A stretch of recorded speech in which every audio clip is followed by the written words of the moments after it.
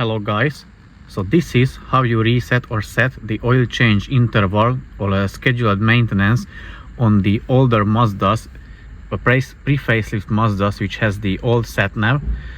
So you can't set it on the sat nav, you need to set it on the dashboard. So basically you're gonna use these two buttons or arrows to scroll between the functions. You need to get to the settings, press the info button, and from there you need to go to the maintenance. Again, press the info button and to the scheduled,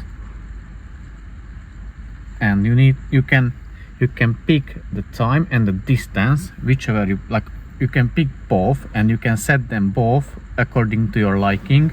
So let's set the time. We like to set it for 12 months, so 1 year.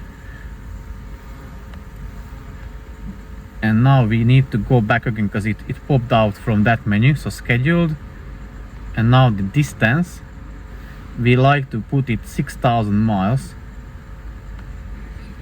So basically we recommend to change the oil on any car, doesn't matter what car is it, every 1 year or every 6,000 miles, whichever comes first.